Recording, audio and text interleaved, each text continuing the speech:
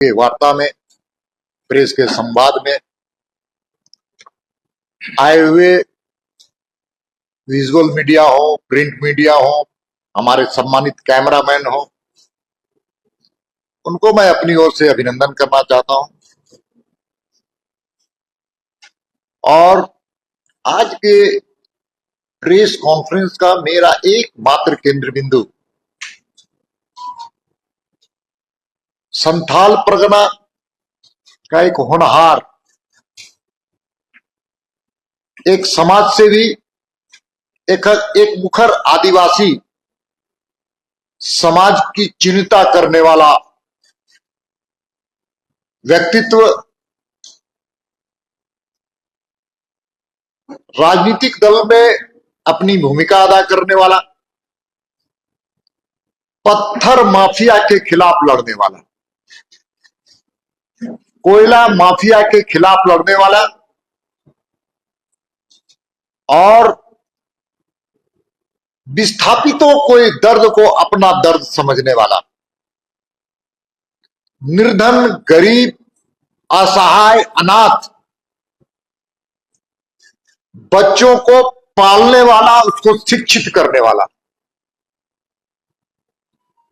व्यक्ति की फर्जी मुठभेड़ दिखाकर उसकी हत्या की गई। उसी के संदर्भ में मैंने राष्ट्रीय अनुसूचित जनजाति आयोग, जिसको NCST के नाम से हम सबको जानते हैं, और इस आयोग एक संवैधानिक संस्था है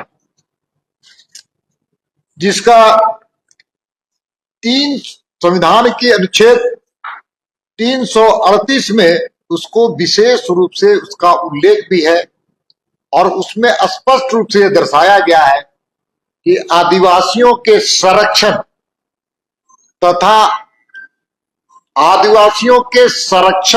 तथा उसके निरीक्षण करने का अधिकार इस आयोग को है। इसलिए एक सांसद के हैसियत से, एक सामाजिक कार्यकर्ता के हैसियत से, एक भारतीय जनता पार्टी के कार्यकर्ता के हैसियत से, जब उसकी मुठभेड़ में, कथित मुठभेड़ में, फर्जी मुठभेड़ में जब उसको मारा गया, तो हमारे जैसे व्यक्ति को के मर्म को झकझोरने का काम। और मैंने एक पत्र इस आयोग, NCST आयोग, जिसको राष्ट्रीय अनुसूचित जनजाति आयोग कहते हैं, उसको मैंने पत्र लिख करके उसके परिवार को और झारखंड के लिए ऐसे व्यक्तित्व के लिए हमने न्याय मांगने के लिए लिखा था।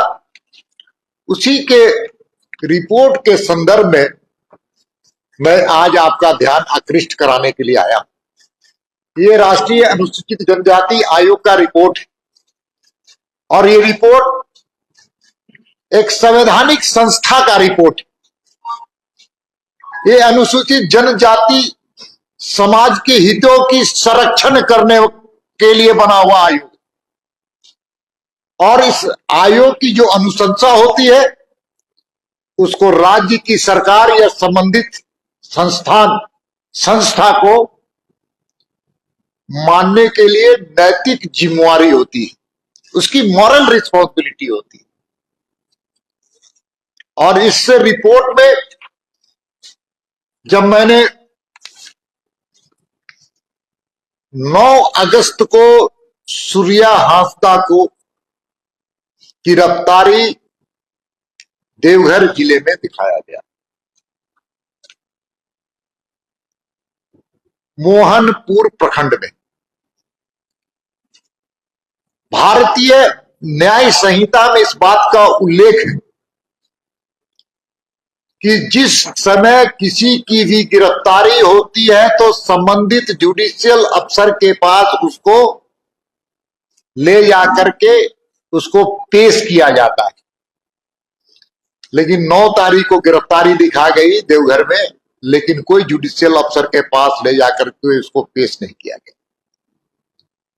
10 तारीख को गोड्डा ले जाया गया,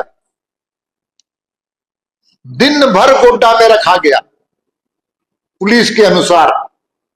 लेकिन उस वक्त भी जो कोई जुडिशियल अफसर के पास उसको पेश नहीं किया गया। एक किसी भी गिरफ्तार व्यक्ति को 24 घंटे से ज्यादा कोई पुलिस कस्टडी में रखने का न्याय संहिता में कोई अधिकार नहीं दिया गया। और रात को 10 बजे उसको फर्जी मुठभेड़ से मारा गया। उसी के संदर्भ में मैंने पूरे चीजों की जानकारी अनुसूचित जनजाति आयोग को देने का काम किया था। और अनुसूचित जनजाति आयोग को मैंने 10 अगस्त को पत्र लिखकर के इस बात का उल्लेख किया था। 16 अगस्त को एसटी आयोग के जो सम्मानित सदस्य हैं, ऐसे सभी सम्मानित 5-6 सम्मानित सदस्य हैं, उनके द्वारा उस क्षेत्र का भ्रमण किया गया। और उसमें सम्मानित सदस्य राष्ट्रीय अनुसूचित जनजाति आयोग के सदस्य श्री निरुपम चाकमा तथा माननीय सदस्य आशा लकड़ा जी के नेतृत्व में ऐसे 6 अतिरिक्त, जिसको योगेंद्र प्रसाद यादव, HR मीना, राहुल यादव जी, श्री राहुल कुशेश्वर जी, प्रीति रंजन चाकमा, इन लोगों ने घटना स्थल का निरीक्षण किया। और घटना स्थल का जब निरीक्षण किया तो स्पष्ट रूप से पाया कि वहां पर कोई घना जंगल नहीं था। वहां पर मुठभेड़ 1 घंटे दिखाया गया, लेकिन कोई गोली के निशान कहीं पर अगल बगल, कहीं आस पड़ोस में कहीं पर देखा नहीं गया। इतना ही नहीं, कोई गवाह भी नहीं है कोई गोली की आवाज सुनने का। किसी प्रकार के विस्फोटक चीजों की आवाज का भी कोई वहां आवाज है। और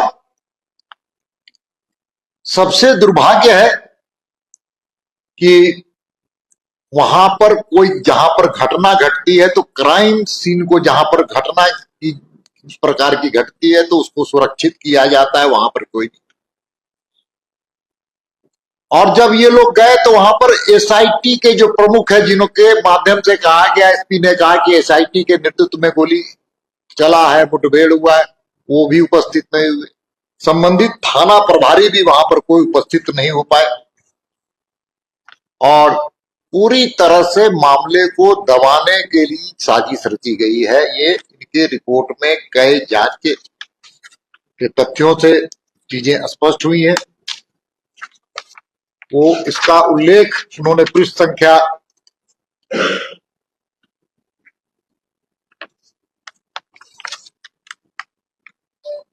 सबसे बड़ी बात है कि ये जो तस्वीर जारी की गई है वो बड़ा विभत्स है।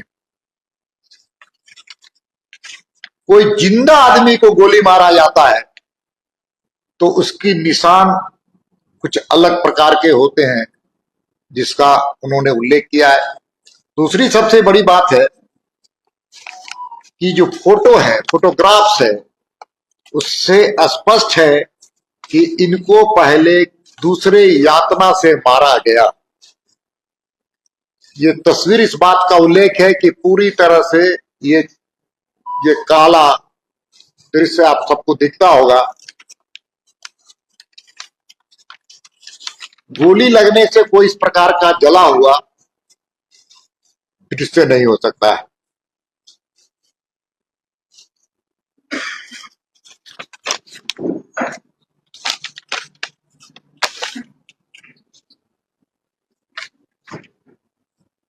गोली लगने से कोई इस प्रकार का जला हुआ साक्ष्य उपस्थित नहीं हो सकता। इसलिए पूरी तरह से एसटी आयोग ने इस मामले को सीबीआई से जांच करने की अनुशंसा की है। एसटी आयोग का, मेरा नहीं, एसटी आयोग है जो संवैधानिक संस्था है। आदिवासियों के हित के लिए काम करने वाला आयोग का गठन संविधान में दूसरा उसने कहा है कि वहां पर जो उपस्थित पदाधिकारी थे, इस मुठभेड़ में शामिल थे, उनको तत्काल ट्रांसफर किया जाए और उस परिवार को सुरक्षा प्रदान किया जाए। लेकिन दुर्भाग्य से राज्य की सरकार इस पूरे मामले को गोल मोल करते हुए दबाने का काम कर रही है। इसलिए सीआईडी के माध्यम से इसकी जांच की घोषणा की गई। मैं महामहिम के पास गया था और कहा था कि अगर सीआईडी की जांच हो रही है और सीआईडी की जांच हो रही है तो जांच में सबसे पहला अगर किसी होगा तो वो जांच करने की पहली कड़ी होगी, वो होगा उस क्षेत्र का थानेदार जहां पर घटना घटी। फिर वहां के संबंधित एसआईटी का जो इंचार्ज है, ये लोग उसमें जांच के घेरे में आएंगे। लेकिन राज्य की सरकार की नीयत और स्पष्ट रूप से साफ है कि सीआईडी की जांच का आदेश तो दिया गया, लेकिन संबंधित अधिकारी वही थानेदार वहां पर बैठे हुए, वही डीएसपी बैठे हुए, वही एसआईटी के इंचार्ज बैठे हुए और वो साक्ष्य मिटाने में सफल हो रहे हैं। इसलिए राज्य की सरकार की नीयत अगर ठीक होती तो कम से कम वहां से अफसरों को हटा करके सीआईडी की जांच प्रारंभ करती।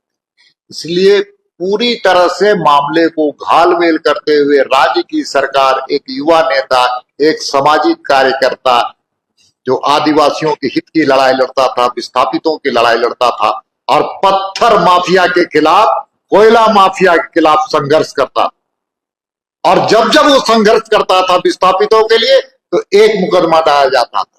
जब वो पत्थर माफिया खिलाफ लड़ता था तो 2 मुकदमे करता था। जब कोयला माफिया खिलाफ लड़ता था तो 5 मुकदमे दायर किए जाते थे। इसलिए जो उस पर मुकदमे थे वो समाज के हित में काम करता था, तब उस पर मुकदमे किए जाते थे। और आज तक वो सजा याफ्ता नहीं था, किसी केस में सजा नहीं हुआ, ना एब्सकॉन्डर था, ना उस पर कोई वारंट था, और जिस मुकदमे में उसको कह करके फर्जी मुठभेड़ मारा गया उसमें नेम्ड एफआईआर भी नहीं था। इसलिए पूरी तरह से वहां पर पूरे संथाल परगना में खनिज संपदा की लूट करने वालों को छूट ये सरकार दी है और उनके इशारे पर ही हत्या की गई है। इतने ही मुझे कहना था। बहुत बहुत धन्यवाद। इतना अलंकार लगाए एएमएम के लोगों का कहना है कि ज्यादातर मामले बीजेपी के शासनकाल में ही था, तो सामाजिक कार्यकर्ता पर मामला है। देखिए, जब तक कोर्ट के द्वारा कोई निर्णय नहीं होता है, कोई कन्विक्शन नहीं होता है, इसको सजा नहीं दिया जाता, तब तक कोई अपराधी नहीं। आपके शासन अपराधी तब तक नहीं हो सकता मधुकर जी, जब तक कोर्ट के द्वारा कोई दोषी साबित नहीं किया गया। अपराध, कोई अपराधी को गोली मार देने का अधिकार है क्या? इन्होंने कहा कि अगर आप मंत्री को उनको बहुत अच्छा आदमी बता रहे हैं तो क्यों उनके ऊपर आपके शासनकाल में इसको करना देखिए मुकदमे अलग बात है, उसको तो भारतीय जनता पार्टी का उम्मीदवार भी भारतीय जनता पार्टी बनती थी। उसके अच्छे काम के लिए, सामाजिक कार्यकर्ता होने के कारण, अच्छा नेतृत्व करने वाला के कारण, एक आदिवासी, एक युवा नेता के कारण भारतीय जनता पार्टी ने तो उसको उम्मीदवार भी बनाया था।